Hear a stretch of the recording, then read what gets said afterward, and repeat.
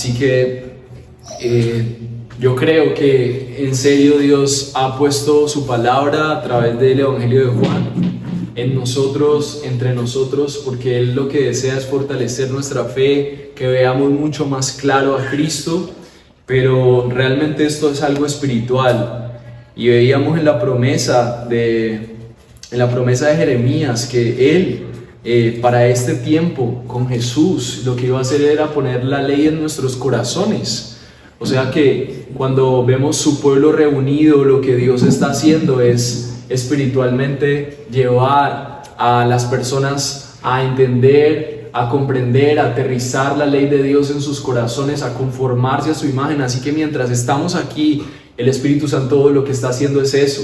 Pero necesitas creerlo y necesitas estar dispuesto a escuchar cómo la palabra de Dios a través del Evangelio de Juan incrementa tu fe para poner tus ojos en quién es Jesús y las bendiciones de poder confiar en Él como tu Señor y como tu Salvador. Así que es necesario que hagamos la pausa, no rutinaria, sino necesaria de la oración, y que pidamos juntos a Dios para que Él nos revele a Cristo.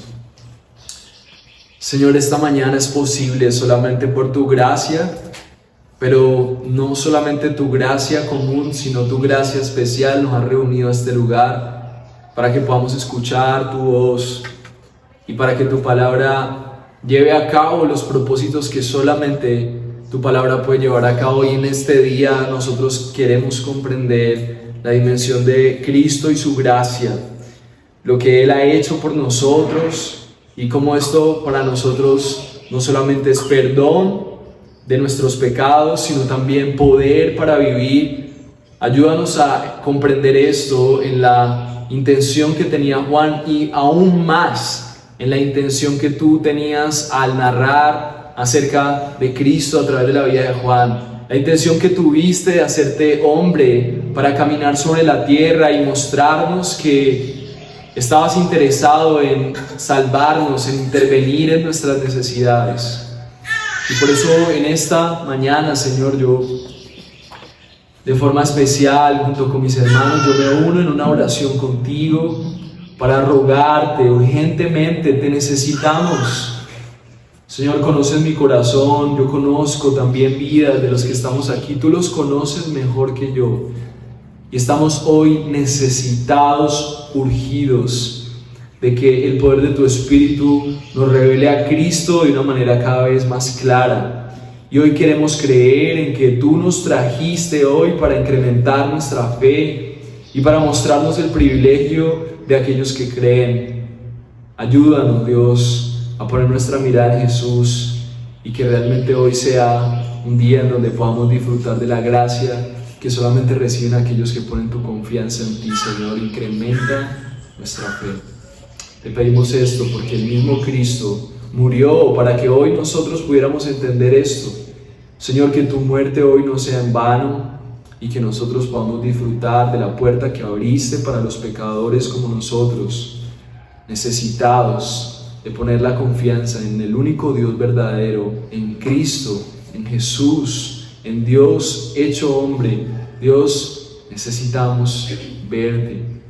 Así que te pedimos, por favor, manifiéstate a nosotros y que se cumpla el propósito de tu palabra el día de hoy. Pues, amén. El texto que vamos a ver el día de hoy está en capítulo 1. Hemos venido estudiando el Evangelio de Juan, la versión que leemos en la Nueva Biblia de las Américas, y vamos a leer el verso 15 en adelante. Vamos a leer desde el verso 15 al 18. Y estos versículos todavía son la intro de quién será Jesús. Y en este momento Juan está narrando lo que Juan el Bautista estaba hablando acerca de Jesús. Y el propósito de esto es preparar nuestros corazones para lo que será escuchar la misma voz de Jesús, incrementando nuestra fe, ayudándonos a verle más claro. La palabra de Dios dice en el capítulo 15 en adelante, y esto es más como una predicación, porque esto es la narrativa de lo que Juan predicaba. Dice Juan, hablando de Juan, es Juan el Bautista. Juan dio testimonio de él y clamó: este era del que yo decía, el que viene después de mí, es antes de mí. Porque era él era primero que yo, pues de su plenitud todos hemos recibido y gracia sobre gracia, porque la ley fue dada por medio de Moisés, la gracia y la verdad fueron hechas realidad por medio de Jesucristo. Nadie ha visto jamás a Dios, el unigénito de Dios que está en el seno del Padre. Él lo ha dado a conocer. Esta es la palabra de Dios y la forma en la que Juan da testimonio acerca de Jesús. Dice aquí que Juan estaba hablando de Jesús y la palabra que está en el versículo 15 dice que Juan dio testimonio y la forma en la que la palabra de Dios dice testimonio es que él estaba testificando, o sea, él estaba hablando, él estaba predicando, él estaba en un lugar en medio del desierto y la gente venía cada vez más a escucharle, y la manera en la que Juan predicaba, Juan el Bautista, era una predicación segura. Él estaba diciendo que él estaba clamando, dice Juan, el que escribió el Evangelio, estaba clamando, él testificaba, pero estaba como si estuviera apasionado hablando de qué es lo que significaba Jesús. Y esto me recuerda que cuando veo aquí siempre el auditorio, inevitablemente siempre vamos a ver gente joven, hay mucha gente joven entre nosotros, y una de las características que hemos podido ver en los últimos tiempos es aún la falta de pasión, ya nada como que nos sorprende, y creo que eso estaba pasando con el pueblo judío. Ya no les sorprendía la conexión que ellos tenían con Dios, porque por diferentes razones Dios parecía estar distante de muchas de sus realidades. Esto me recuerda a diferentes situaciones que la iglesia ha vivido en la historia, y después de que Jesús viene y apasiona a estos hombres y estos hombres creen que Jesús es Dios, muchas cosas empiezan a suceder en la historia de la iglesia, pero es como si el corazón del hombre poco a poco tuviera una tendencia a olvidarse del poder, de lo que significa Dios encarnado, y poco a poco empezar a poner sus esfuerzos y su fe en sus propias fuerzas. Eso es lo mismo que pasó en Génesis. Dios estaba resplandeciente en la vida de Adán y Eva, pero sin importar cuán reluciente podía ser esa relación, ellos decidieron escoger una confianza en sus propias fuerzas. Y eso se repite en el siglo XVI, este orden, después de que Jesús establece una iglesia y esa iglesia se fortalece y empieza la misión en diferentes ciudades. Hay un momento crítico en donde los hombres han puesto tanto su confianza en sus propias fuerzas que aún eso ha permeado la iglesia. Y la iglesia se volvió una institución política, una institución social que aún gobernaba en las esferas más importantes. Y eso le quitó la fuerza a lo que realmente se había vivido el cristianismo cuando Jesús caminó sobre la tierra y lo que vivieron los primeros discípulos. Y cuento esta historia porque Dios usó a unos hombres que fueron los protagonistas de la Reforma en el siglo XVI para quitarle ese lugar que la Iglesia Católica le había usurpado a Cristo como la protagonista de la guía de la espiritualidad de la gente. Eran tan protagonistas de la guía espiritual que la Biblia no estaba disponible para la gente, sino que ellos eran los que hablaban qué era lo que Dios decía.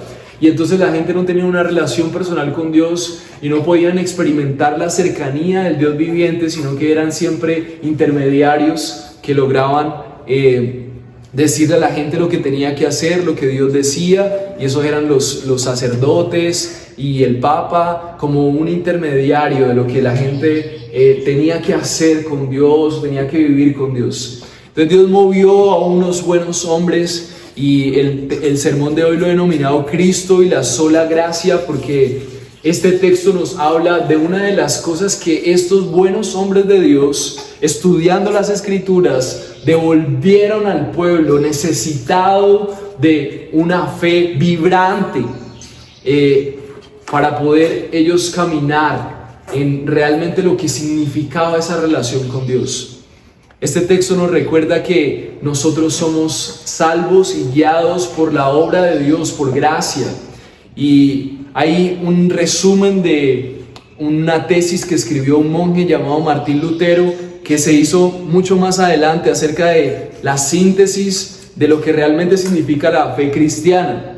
La fe cristiana la resumieron en 5 solas, y la primera es sola escritura, o sea, la palabra de Dios solamente es la autoridad para la fe, no la iglesia, en este caso cristiano tal vez, no el pastor, todo lo que esté a favor de la iglesia entonces es la verdad. Todo lo que esté a favor de la palabra de Dios, todo lo que la palabra de Dios respalde, entonces es la verdad. Si los líderes y las personas que están coordinando están a favor y están en correcta relación con la palabra de Dios, entonces está bien, y entonces la autoridad de la palabra de Dios respalda todo lo que pasa en la iglesia. Solo por Cristo es la segunda sola, que Cristo y solamente por medio de Él es la salvación, no necesitamos obras. Esto todo era como una manera de quitarle el poder a la iglesia católica, que había dicho que la salvación podía ser por los méritos, por portarse bien, por pagar indulgencias, ese tipo de cosas.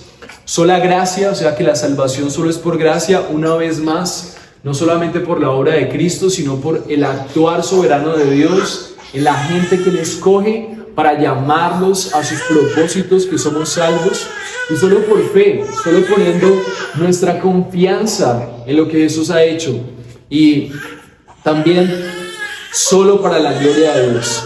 Pero todo esto nos recuerda en este texto que una de las cosas que vamos a ver en Juan es que solamente es por la gracia y el don de Dios actuando en pecadores que no le conocían, que nosotros podemos experimentar esa cercanía de Dios, y es por eso que nosotros podemos entender que nuestro corazón está siempre buscando una confianza en nuestros propios esfuerzos y corazones. Necesitamos la gracia de Dios que actúe para mostrarnos la grandeza de Cristo, para que nosotros no confiemos en nuestros propios esfuerzos. Esa palabra gracia la he pensado porque el texto dice que en el versículo 16 dice: pues de su plenitud todos hemos recibido gracia sobre gracia. O sea, lo que está diciendo Juan aquí es que conocer a Jesús es conocer gracia sobre gracia. ¿Y qué significa la gracia? En el idioma original, la gracia, en su significado original, la gracia es un actuar de Dios en el corazón y en la conciencia de la gente que Él elige para sus propósitos. Dios, sin ningún mérito alguno que haya en esa persona, sin que esa persona haya hecho nada correcto para merecérselo, Él soberanamente elige actuar en el corazón de esa persona para revelarse a Él, para guiarlo, para fortalecerlo y para llevarlo a cumplir propósitos que Él mismo ha planeado desde la eternidad. Esa es la gracia.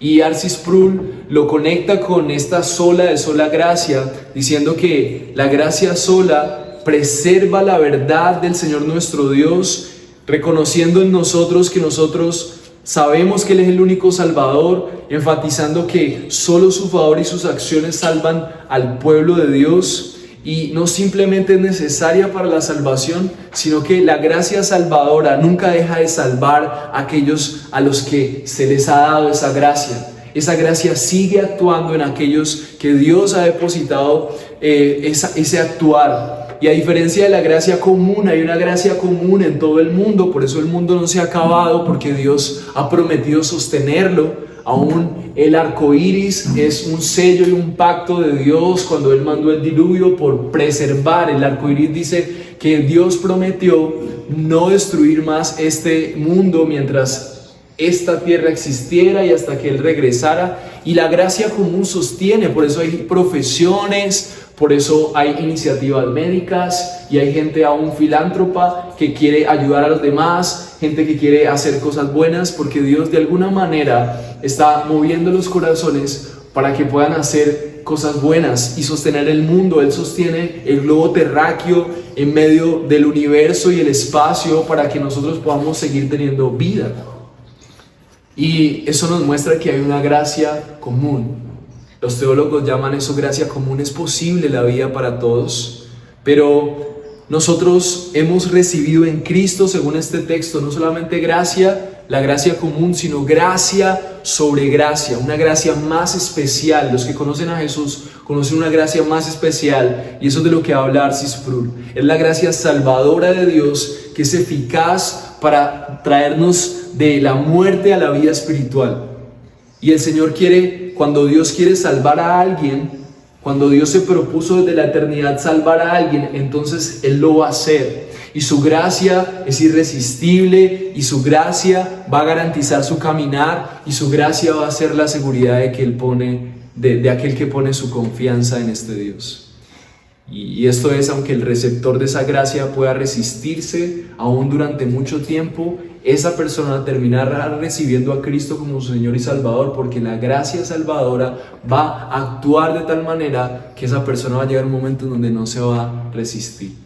Y este texto que vamos a ver hoy nos recuerda eso, que el Dios que nadie ha visto se ha mostrado y se ha dado a conocer en Cristo Jesús para que nosotros podamos ver tangiblemente esa gracia.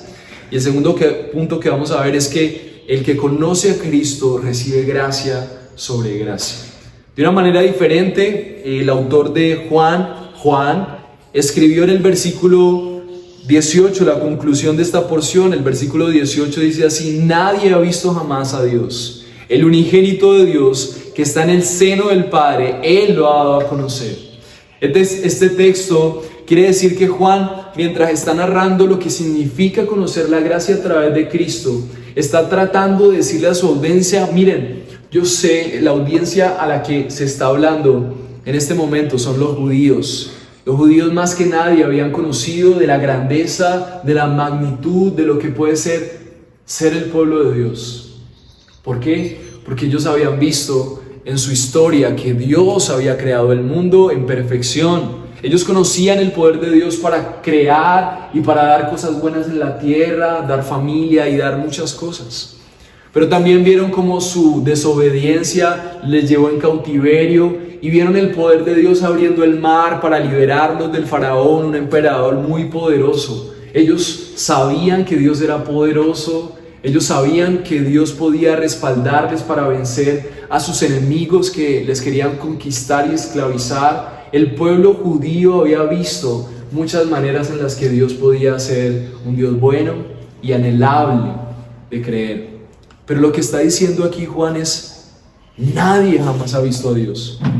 Es como si Juan estuviera diciéndole a los que más conocían acerca de Dios: miren, ustedes nunca han visto la dimensión de quién es Dios de esta manera, y es a través de Cristo. Nadie jamás ha visto a Dios, el unigénito de Dios. Y la forma en la que Juan quiere aclarar por qué ellos no le conocen es con esta palabra, dice el unigénito de Dios. Y esto nos recuerda lo que dice Hebreos para explicar qué significa esto unigénito. Hebreos 11:17 dice: por la fe Abraham, cuando fue probado, ofreció a Isaac, el que había recibido las promesas, ofrecía a su único hijo. Esto del único hijo para Abraham y la relación que Abraham, como padre de una nación que era el pueblo de Dios, Dios le dio una promesa a Abraham, le dijo: vas a tener una gran descendencia, y por fe Abraham creyó y entregó a su hijo en sacrificio, y Dios detuvo su mano para que él no sacrificara a su hijo, porque él había confiado. Y además porque Isaac, su hijo, representaba algo muy importante. Ese unigénito representaba el inicio de una nueva generación, de una nueva población que iban a ser los beneficiarios del amor de Dios. Así que cuando Juan, hablándole a gente judía que sabía qué significaba el unigénito, está diciendo aquí que no han conocido de tal manera a Dios y que no le han visto, y que Él es el unigénito de Dios, lo que está diciendo Juan aquí es que aquel del que predicaba Juan el Bautista es el iniciador de un nuevo pueblo que va a heredar la herencia y la bendición de un verdadero Padre a través de él. Jesús es el iniciador de un nuevo pueblo. Y dice: el que está en el seno del Padre, y Él lo ha dado a conocer. O sea, Dios mismo, lo que está diciendo Juan es que a través de Jesús, Dios mismo preparó desde antaño, desde siglos, desde antes de crear el mundo, preparó a Cristo como su Hijo. Él es Dios y preparó el plan para que Él se encarnara y cuando la gente le viera y le conociera, entonces Él fuera el iniciador en esas personas de un nuevo pueblo. Producto de Él nacerían nuevos ciudadanos. Y entonces lo que está diciendo Juan, ustedes no conocen esto, ustedes han escuchado de la gloria de Dios y ustedes no han visto la dimensión de lo que significa ser el pueblo de Dios de esta manera, conociendo a aquel que los hará ese pueblo de una manera mucho más real. La última vez que se predicó acerca de que este hombre vendría era 1000 años atrás y este pueblo judío había dejado de ver la pasión por realmente creer en Dios porque le sentían lejos. Y Juan quiere recordar que Jesús y poner nuestra confianza en Él es la esperanza, ver esa gracia de Dios que alguna vez ellos recuerdan, pero que le sentían lejos. Y cuando yo veo gente joven, cuando yo veo gente de todas las edades y familias aquí, yo sé que lo que nosotros necesitamos es ver a Dios cerca. Yo sé que lo que tú necesitas, al igual que el pueblo judío, es experimentar que vale la pena seguir a Jesús como algo relevante para ti. Porque vemos gracia, porque seguir a Jesús se convierte en un actuar impactante, que yo realmente estoy sintiendo que Él está presente en mis asuntos, no es la religiosidad. Y eso es lo que le pasaba a los judíos. Una bonita tradición, un amor y la esperanza de que tal vez hay un Dios y por eso vivimos haciendo estas cosas y seguían la ley rigurosamente. Pero ellos necesitaban a Cristo, así como tú y yo necesitamos ver más a Cristo para que nuestra vida con Dios pueda experimentar esa gracia. Y eso es lo que Juan quiere. Jamás han visto a Dios, pero ahora lo vemos, y no solamente lo vemos, sino que este que veremos será el iniciador de una nueva generación, de una nueva sociedad, que no será cualquier sociedad, serán sus hijos beneficiarios de su gracia. Y lo que Dios hoy quiere es que tú puedas darte cuenta de la relevancia que hay de poner nuestra confianza hoy en un Jesús que pueda hacer eso también en tu vida, conectarte con una realidad en donde Dios está presente. Ellos sabían de la existencia de Dios por la manera en la que vivieron, pero les hacía falta ver la gracia de manera cercana. Y yo quiero preguntarte a ti, ¿cuánto a ti te hace falta ver esa gracia? ¿Cuánto a ti te hace falta ver que realmente venir aquí no es solamente una bonita tradición? Estás apasionado. La gente joven debe caracterizarse por la energía, por la pasión. Y aún los viejos, los adultos, las familias, deberíamos estar tan apasionados por ver que somos ese pueblo y además viendo cómo Él se hace real en nuestros asuntos. Primera de Timoteo 1:16 dice: el único que tiene inmortalidad habita en la luz inaccesible, a quien ningún hombre ha visto ni puede ver. A Él sea la honra, el dominio eterno. Existe un Dios que debe ser honrado. Si Él es el creador, si Él está a nuestro favor, debería ser por nosotros honrado, porque si Él nos ha visto con gracia, Él es el único todopoderoso. Éxodo 24:10 dice: y vieron a Dios de Israel, y debajo de sus pies había como un embaldosado de zafiro, tan claro como el mismo cielo. El momento en el que Moisés sube a hablar con Dios, a interceder por el pueblo, la Biblia nos narra que la presencia de Dios era tal que cuando la presencia de Dios estaba en el monte y Moisés subía a orar, el suelo era como de zafiro, una piedra preciosa. Dios transforma con su presencia todo lo que toca. Aún más cuánto será Cristo caminando, aún cuánto más será Dios mismo viviendo en aquellos que han depositado su confianza en Él. Esto debería ser transformador, debería ser impactante, debería ser revolucionario. Algo tiene que estar mal en ti o en mí. O la Biblia es mentira, o nosotros somos los que no creemos. Y yo prefiero creer que mi problema necesita ser resuelto, que tu problema de la fe necesita ser resuelto. Pero hay esperanza. Cristo se encarnó. Y Juan nos lo recuerda. Y tenemos tiempo, todavía Él no ha regresado para ver su gracia. Sé que ha sido difícil que veas un Dios real. Sé que ha sido difícil experimentar que vale la pena poner toda tu confianza en Él y servirle. Tan solo si le vieras presente, seguramente sería más fácil, ¿no? Pero es posible a través de la narrativa de Juan, del Espíritu Santo hablándonos a nosotros hoy. Algo es real. 2 Corintios 4:4 dice que esto que Juan está narrando acerca de que nadie le ha visto, también ha sido un actuar satánico a nuestro alrededor, un mundo que no le conoce. 2 Corintios 4:4 dice, en los cuales el Dios de este mundo ha cegado el entendimiento de los incrédulos para que no vean el resplandor del Evangelio de la gloria de Cristo, que es la imagen de Dios. ¿Cuál es la crisis de la iglesia actual? ¿Cuál es la crisis del cristianismo desde Génesis hasta hoy? Un problema de fe. Y por eso Juan es como la cúspide de los evangelios para llevarnos a creer, devolver nuestra confianza en un Dios vivo que actúa con gracia para con su pueblo, pero es un pueblo que le cree. Es un pueblo que reconoce que Dios está vivo y que está vivo en Cristo.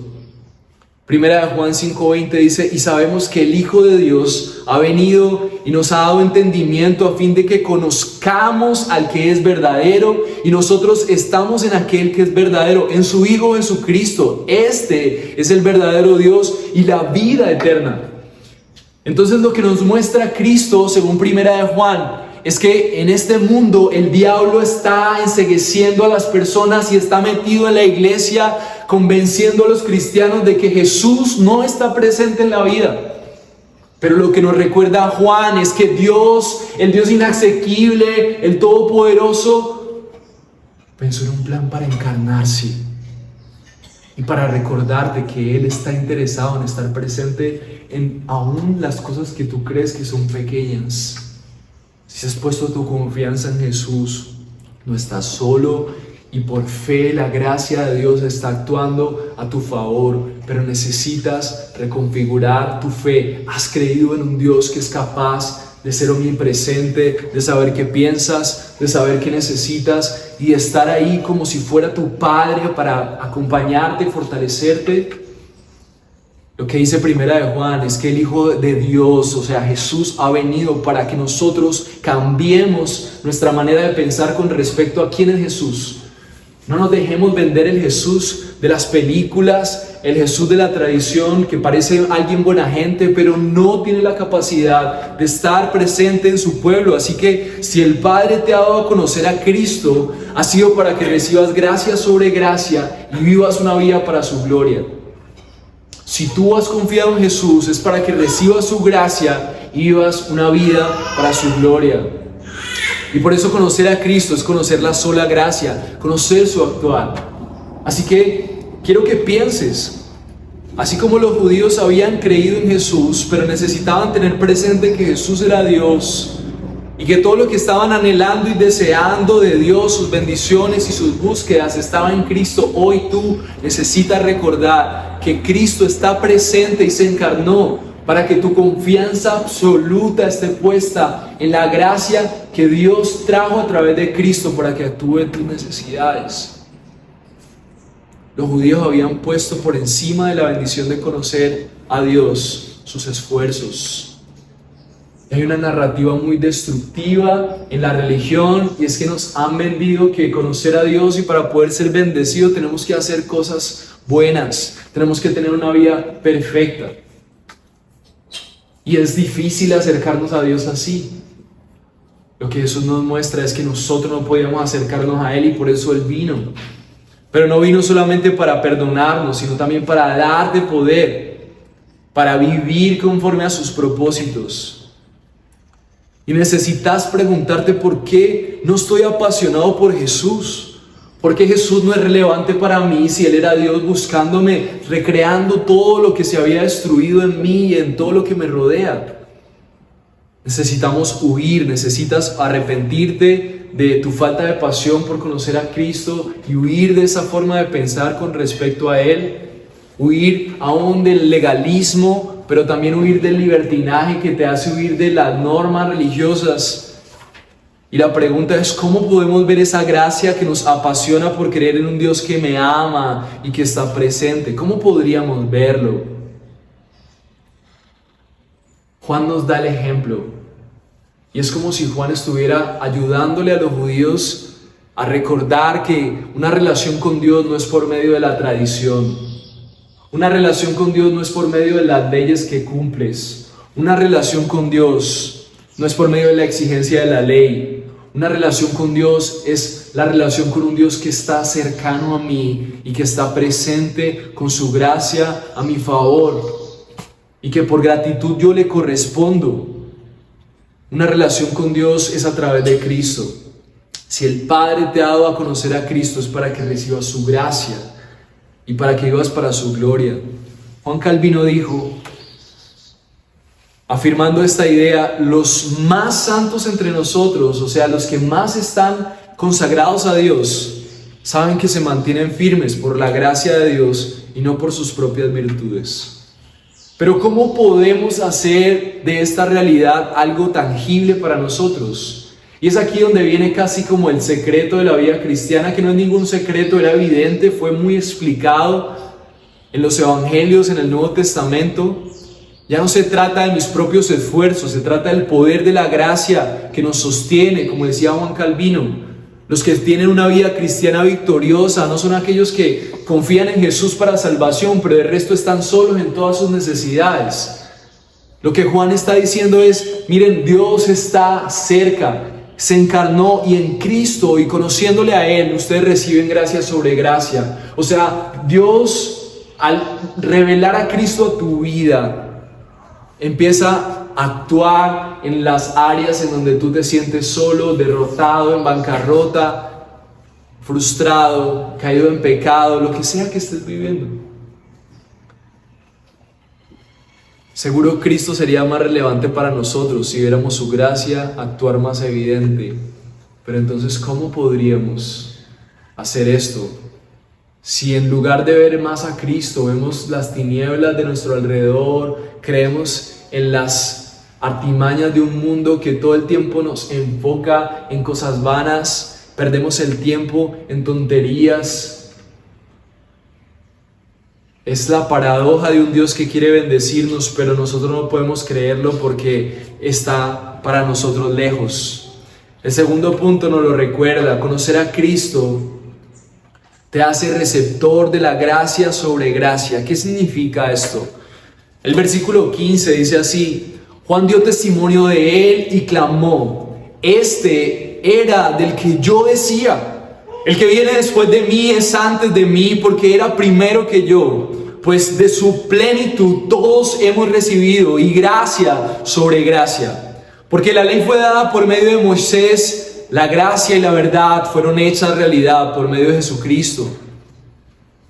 Este versículo 15 nos recuerda que Juan está tratando de darle la preeminencia a Jesús.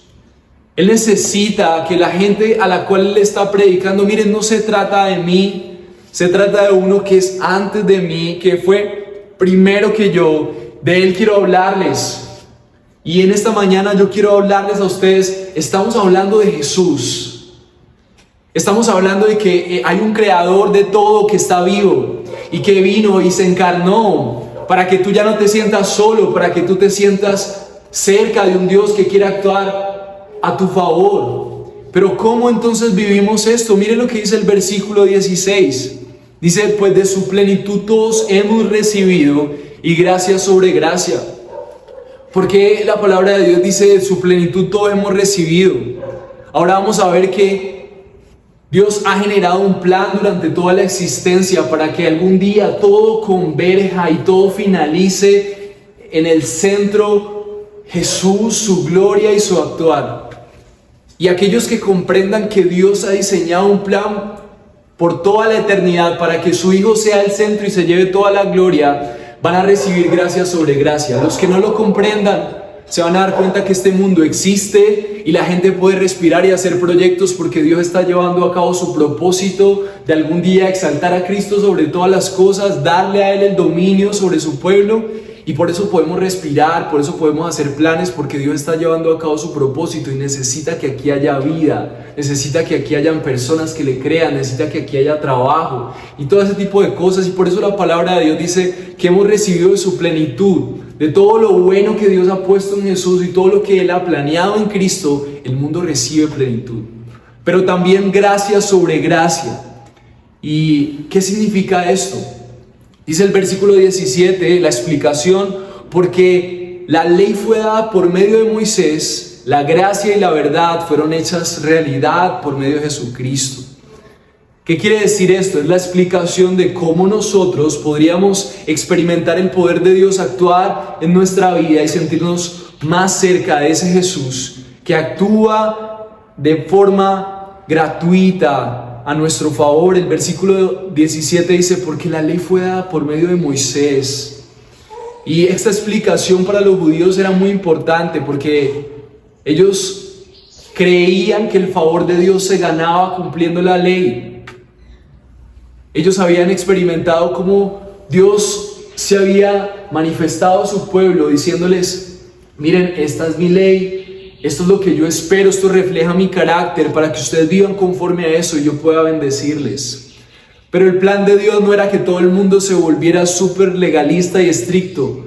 El plan de Dios era que a través de esa ley el mundo pudiera darse cuenta que no puede cumplir. Entonces esto simplemente es un eslabón de un plan en donde Dios quiere convencer al ser humano de que no es capaz por su propia cuenta y que necesita su gracia. La ley es el ayo para ir a Cristo. La ley es la manera en la que nosotros nos damos cuenta que necesitamos un Salvador. La gracia y la verdad fueron hechas realidad por medio de Jesucristo. O sea, la ley tiene significado cuando conecta con un Dios que trajo la ley para mostrarnos que no podemos, y cuando nos demos cuenta que no podemos, entonces la gracia y el actuar y la verdad y la realidad de quién realmente podemos ser en Dios viene a través de Cristo. Dios hizo un compromiso de gracia desde siempre. Génesis 2:15 nos habla del plan que Dios tenía con el hombre. Dice Génesis 2:15: el Señor Dios tomó al hombre, lo puso en el huerto del Edén para que lo cultivara y lo cuidara. Y el Señor Dios ordenó al hombre: de todo árbol del huerto podrás comer, pero el árbol del conocimiento del bien y del mal no comerás, porque el día en que comas ciertamente morirás.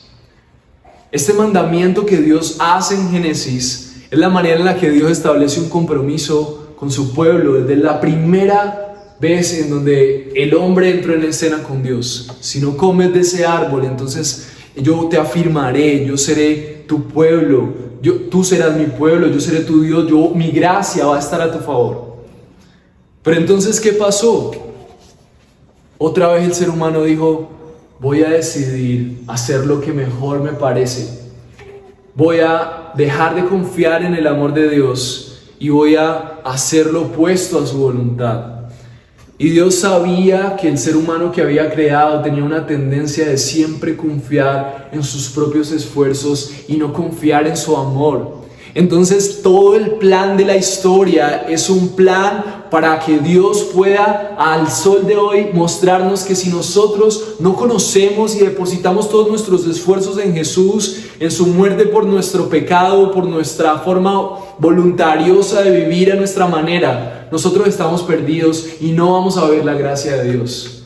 Pero como somos tan fuertes, como somos tan necios en muchas de nuestras decisiones, Él ha tenido que hacer toda una historia. Y entonces se ideó un plan para que nosotros nos quedara claro que de ninguna manera nosotros podríamos tener gracia. Nosotros podríamos ser lo que Él esperaba.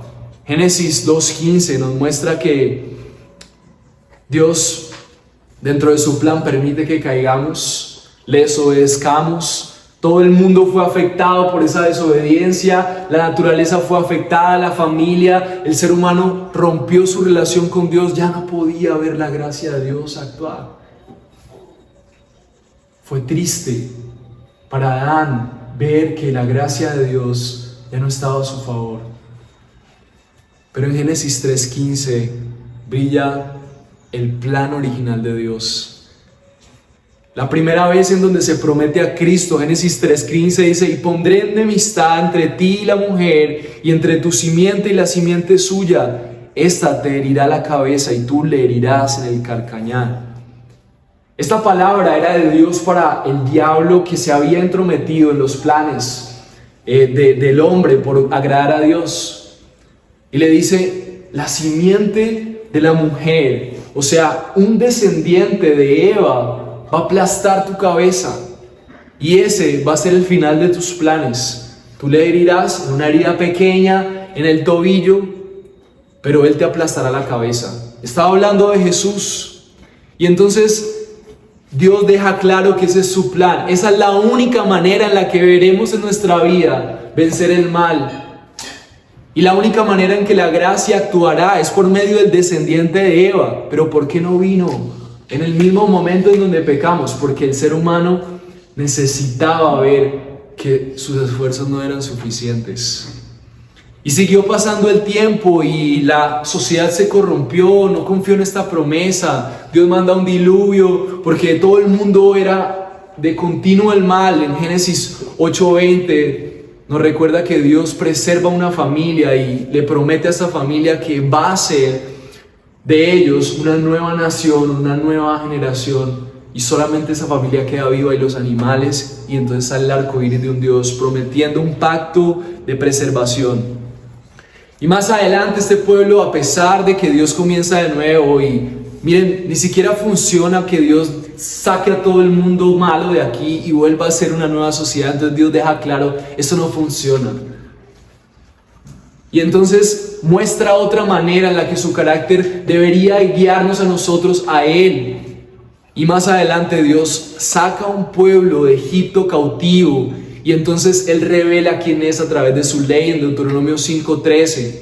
Nos recuerdan esto: no hizo el Señor este pacto con sus padres, sino con nosotros, con aquellos de nosotros que estamos vivos aquí cara a cara. El Señor habló con ustedes en el monte, en medio del fuego, mientras yo estaba en aquella ocasión entre el desierto, y ustedes declararles la palabra del Señor porque temían a causa del fuego y no subieron al monte. Y dijo: yo soy el Señor tu Dios, que te saqué de la tierra de Egipto, de la casa de servidumbre. Y empieza Dios con los mandamientos. Entonces yo te libero para que tú cumplas mis propósitos, y te voy a decir lo que a mí me agrada, para que mi gracia esté contigo y yo te pueda bendecir. No tendrás otros dioses delante de mí, el primer mandamiento. Y lo primero que hacen es ídolos. ¿Por qué Dios permite esta historia? Porque necesitamos entender que nosotros no podemos cumplir la ley de Dios. Nosotros no podemos agradar ni siquiera en el primer mandamiento. Si Dios solamente nos diera un mandamiento, con ese mandamiento nosotros seríamos condenados, no seríamos merecedores de la gracia de Dios, porque ni siquiera el primer mandamiento podemos cumplirlo en la primera letra. Y ese pueblo continúa y más adelante dice: no, lo que nosotros necesitamos es un rey como los otros pueblos para que nos gobierne. Entonces Dios, por medio del profeta Samuel, levanta un rey, convencido de que esa no es la solución, pero les da al pueblo de Dios un rey, porque ellos creían. Eso se parece mucho a nosotros. En nuestros esfuerzos: no, si tan solo estuviera un trabajo más, si tan solo el pastor fuera diferente, si tan solo estuviera en determinado camino. Siempre el ser humano creyendo que lo que necesita y la solución está en la sociedad, o sea, en el mundo caído. Y Dios les da un rey, y ese rey actúa totalmente en contra del favor de Dios. Pero hay un rey prometido, dice 2 Samuel 7:1, y Dios en su misericordia, dice 2 Samuel 7:1-15, dice: pero mi misericordia no se apartará de él, hablando de David, como la aparté de Saúl, a quien quité delante de ti. Tu casa y tu reino permanecerán para siempre delante de mí. Tu trono será establecido para siempre. Y conforme a todas estas palabras, conforme a toda esta visión, así Natán habló a David. ¿Qué es lo que estaba prometiendo Dios en David? Lo mismo de Génesis 3:15. La esperanza no va a ser un rey. La esperanza es que a través de sus peticiones equivocadas yo voy a cumplir mis propósitos, y va a haber un rey que va a ser el hilo, que va a ser la conexión con el verdadero rey, que es Jesús. Y el tiempo sigue pasando. David comete errores, esta gente no cree en la promesa y ese pueblo sigue confiando en sus fuerzas y se rebela contra Dios durante muchos y muchos años.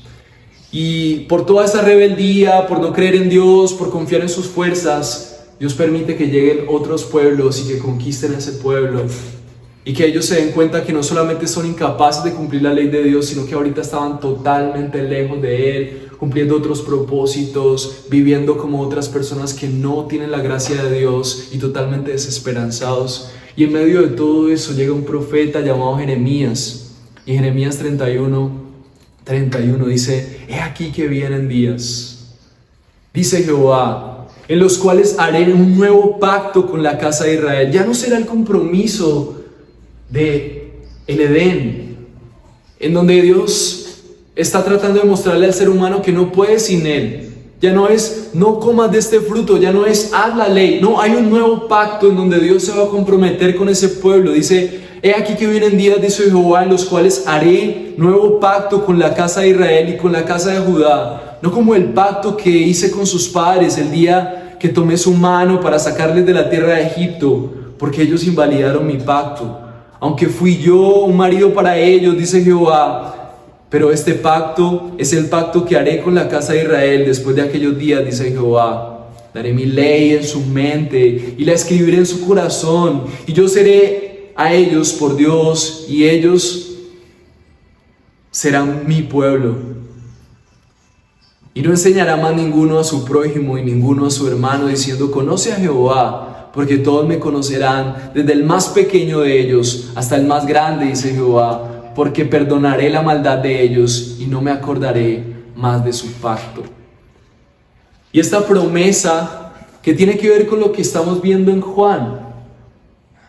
Juan está diciéndole al pueblo judío y quiere decirnos a nosotros. Dice el versículo 17: porque la ley fue dada por medio de Moisés, y la gracia y la verdad fueron hechas realidad por medio de Jesucristo. El pueblo judío creía que seguir a Dios se trataba de hacer cosas buenas. Pero la gracia y la verdad que realmente ellos estaban esperando de Dios solamente era posible a través de Jesús. La profecía de Jeremías fue 1000 años antes de que Jesús viniera. El pueblo estaba totalmente desesperanzado de que realmente Dios fuera presente y que hubiera gracia para ellos.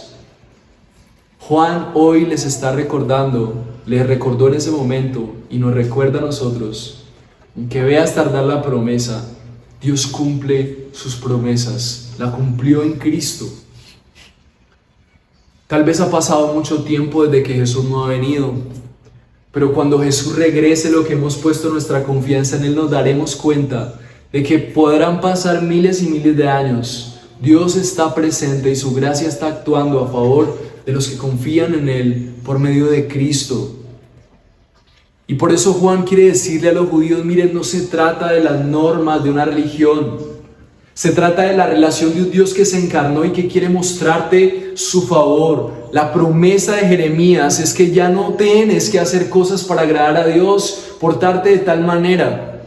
Conocer a Jesús es conocer a un Dios que está presente en tu vida y que esa presencia va a hacer que el respaldo de Dios Todopoderoso esté en cada uno de tus asuntos. Cree. El propósito de Juan era decirle a los judíos: olvídate de cumplir leyes, conoce a Jesús y que Jesús ponga las leyes del Dios viviente en tu corazón y vas a cumplirlas, y mucho más que eso, vas a ser un ejemplo para la sociedad, vas a estar orgulloso de ser un hijo de Dios, de ser su pueblo. Estás apasionado. Romanos lo explica muy bien. Romanos 10:4 dice: porque Cristo es el fin de la ley para justicia de todo aquel que cree. Había una ley que era un estándar para mostrarnos a todos que nosotros no podemos ser agradables delante de Dios. Y Jesús pone fin a la ley como el estándar para acercarnos a Dios, porque Él cumple toda la ley. Se convierte en un humano que sí puede cumplir. No comió del fruto, no cumplió todos los mandamientos, no estuvo pidiendo cosas del mundo para sentirse satisfecho. Se satisfació siempre en su Padre, comió el pan del cielo, la voluntad de Dios eran sus propósitos. Tú y yo no podemos hacer eso. Pero Cristo es el fin de la ley, porque cuando Él muere por nosotros, también se nos depositan sus cumplimientos. Y entonces la gracia de Dios está a nuestro favor, porque Cristo cumplió toda la ley y el que la cumplió habita en los que confiamos en Él. Juan 5:45 dice: no pienses que yo les voy a acusar delante del Padre. El que los acusa es Moisés, en quien ustedes han puesto su confianza. Juan, más adelante, lo que quiere decirle es: ¿estás creyendo que esto se trata de la religión? ¿Estás creyendo que esto se trata de ir a un lugar? No, eres el pueblo de Dios, es tener una relación con el Dios viviente. Él quiere actuar de forma poderosa en tu vida. Olvídate de la tradición, vive a Cristo, conócele, porque si no vas a ser juzgado por la misma religiosidad que no puedes cumplir. Eso es lo que decía Juan: yo no los voy a acusar, los va a acusar su forma de pensar que es tener una relación con Dios, y eso es también una verdad para ti. A ti no te va a acusar Jesús por no haber hecho algo. Lo que te puede condenar y lo que te frustra la vida con Dios es que tú creas que la relación con Dios se trata de religiosidad, de cumplimiento de ley, en lugar de disfrutar una relación con el Dios que se ha encarnado. Jesús derriba toda esperanza de esfuerzo humano, todo judaísmo religioso, toda religión muerta. Vuelve una iglesia vibrante. Él está implantando la ley en sus corazones.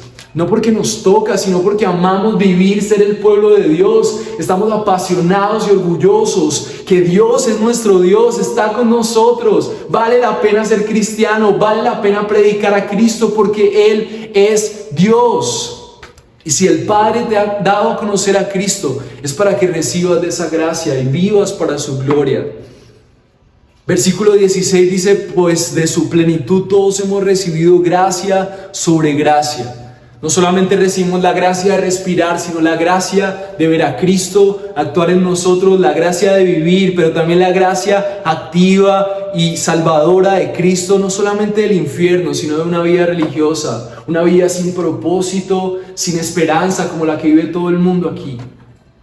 Hay esperanza. Dios ha hecho posible que en nosotros actúe el favor de Dios para hacer su voluntad por medio de su presencia en la vida de todos los que creen en Jesús. Romanos 5:20 dice: y la ley se introdujo para que abundara la transgresión, porque Dios trajo los mandamientos para que tú y yo nos demos cuenta que nosotros somos tan ofensores de Dios. Estamos no solamente mal porque cometemos pecados, sino porque cada uno de nuestros pecados ofenden al único que puede hacer una vida que valga la pena. Le ofendemos. Aún viniendo a la iglesia, con nuestra incredulidad le ofendemos. No nos apasiona cantarle ni escuchar su palabra porque no le podemos ver. Nuestra vida y nuestro actuar a un religioso le ofende. Pero ¿saben qué es lo que dice Romanos? Pero donde el pecado abundó, sobreabundó la gracia. En los que no podían cumplir la ley, Jesús cumplió la ley para que ellos pudieran cumplirla. Les reemplazó a los transgresores, los reconcilió, a los enemigos los adoptó como hijos, para que así como el pecado reinó en la muerte, así también la gracia reine por medio de la justicia para vida eterna mediante Jesucristo nuestro Señor. Entonces, ¿qué hace la gracia? La gracia no solamente me perdona, sino que me libera. El Rey está gobernando en mi vida. Yo no estoy aburrido de vivir, yo estoy apasionado. Mi vida es una lumbrera para este mundo desesperanzado. Mi maternidad, mi paternidad, mi relación de hijo con mi papá, mi forma de vivir el cristianismo es libre. El poder de la gracia actúa en mis debilidades. Lo que era cotidiano ahora es una manifestación de la gracia de Dios para el mundo a través de ti, porque Cristo está vivo en ti. La gracia te libera. La gracia es poder para vencer la esclavitud y vivir en los propósitos de Dios. La gracia sobre la ley es la libertad para cumplir la ley de Cristo en nosotros.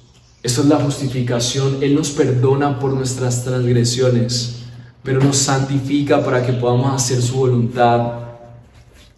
La gracia también es el poder por medio del Espíritu para vivir una vida incomparable, una vida como la de Jesús, una vida que vale la pena vivir, una vida apasionada, una vida que es luz para el mundo.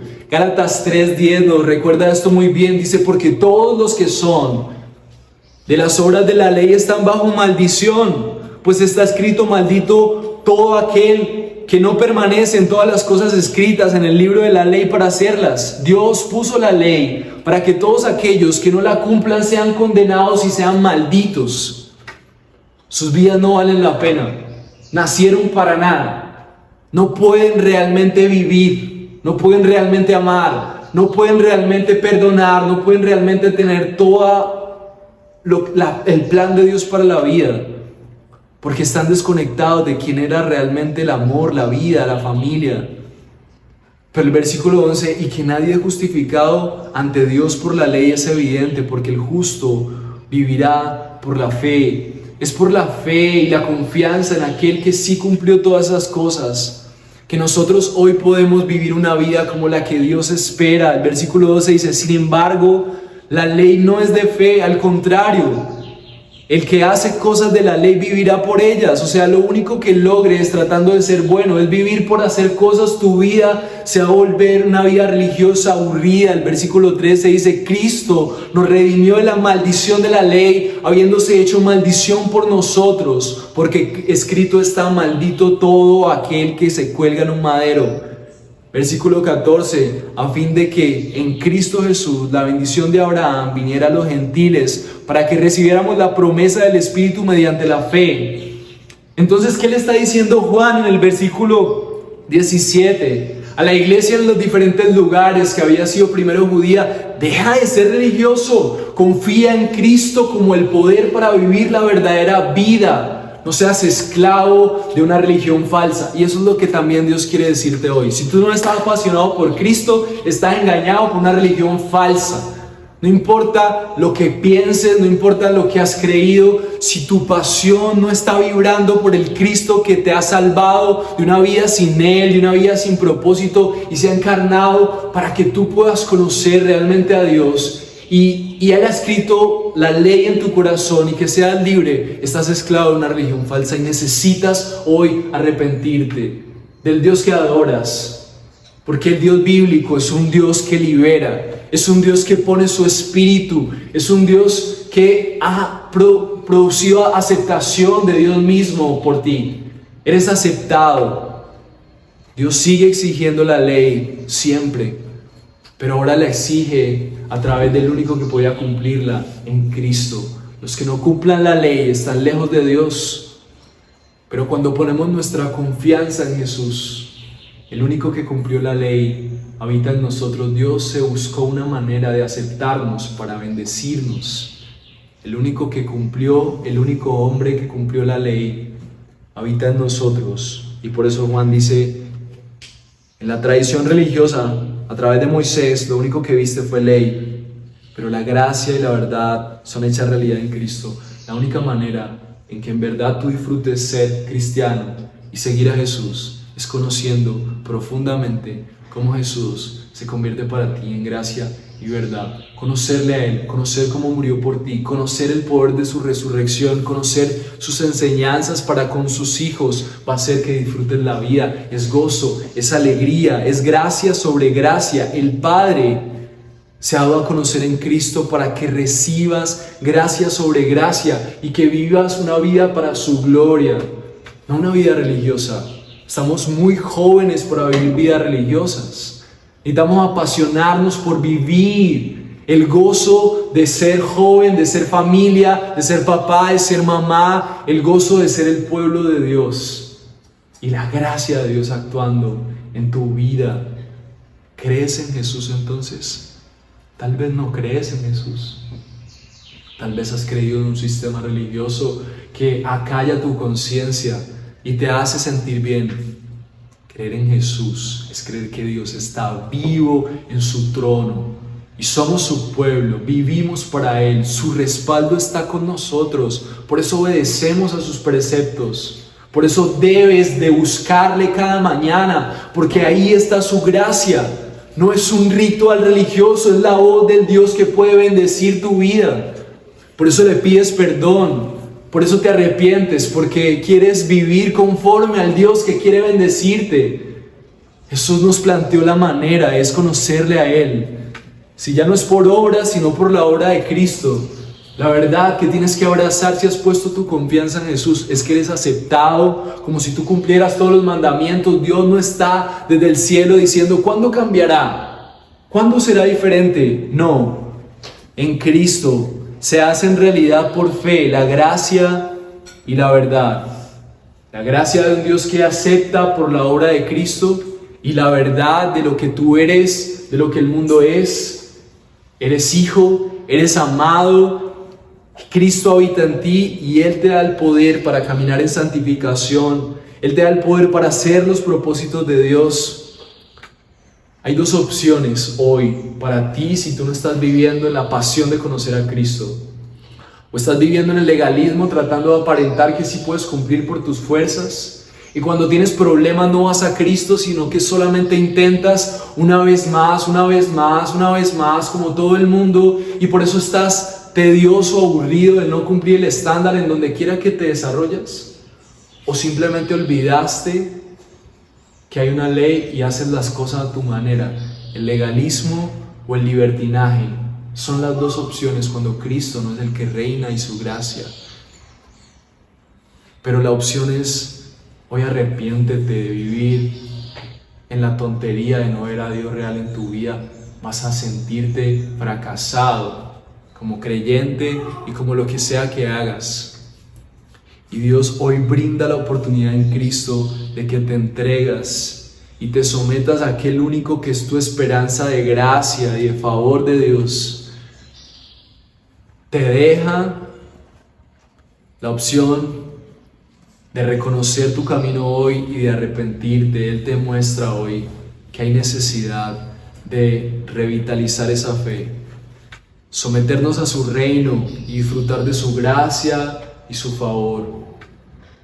Escucha la palabra y déjate guiar por ella como una muestra de su gracia. Por eso leemos la Biblia, porque ahí está la flecha que nos apunta a Cristo. Toda la Biblia se trata de Él. Confía en la autoridad de la Biblia, en todo lo que diga, porque habla de Cristo, nuestra esperanza, y hay gracia. La iglesia y vincularte en la iglesia de una manera oportuna y comprometida te recuerda que hay gracia en una familia que está girando alrededor de aquel único que hay gracia. Cristo es el centro de la iglesia. Predica a otros de que este mundo necesita escuchar de que en Cristo hay esperanza, porque eso te recuerda que esa es también la verdad que necesitas predicarte todos los días. Él mismo se ha entregado para nosotros, y esto es para que tú puedas disfrutar de la gracia más grande que el mundo no ha conocido, no le conocen. Que no seas de los que no le han visto pero que vienen a la iglesia. Deberíamos estar tan apasionados por esto que llegáramos a las casas a ver cuánta ausencia hay de la gracia de Dios en nuestros hogares, en nuestros trabajos, en nuestras familias. Y que no volvamos a repetir la historia de Edén, del monte Sinaí, de ese pueblo que pidió un rey, de ese pueblo que se desvió y los profetas Dios los enviaba y el mismo pueblo les mataba. Que no seamos como los judíos que en medio de la religiosidad no entendemos que Dios lo que quería era encarnarse para llenarnos de gracia. Que no seamos como los reformadores que tuvieron que luchar con un sistema religioso tan fuerte que creía que eran sus obras. Y que nosotros seamos como aquellos reformadores que podamos recordar: es solo por la gracia, solo gracia. Y esa gracia está depositada en Cristo. Él es el que hace realidad la bendición de Dios para tu vida. Conoce, profundiza, navega en las profundidades de la palabra de Dios, donde se encuentra quién es Cristo y cómo puede bendecirte. Congrégate con fidelidad, ven temprano, añádete a un grupo pequeño donde puedan conocer más de la gracia de Cristo. Comparte con otra persona que pueda guiarte a conocer más cómo conocer a Cristo. De otra manera no hay gracia. Tú no quieres ser desgraciado. Ahí es donde viene la palabra. Un desgraciado es una persona que no puede disfrutar de la gracia de Dios. Pero lo increíble es que la gracia es gratis y está en Cristo. Y Juan nos lo recuerda. ¿Cuál es tu decisión hoy? ¿Vas a seguir por tus intentos tratando de hacer una vida, tratando de hacer una familia, tratando de hacer economía, tratando de salir adelante? ¿O vas a confiar en la gracia de Dios depositada en Cristo para ti? Oremos.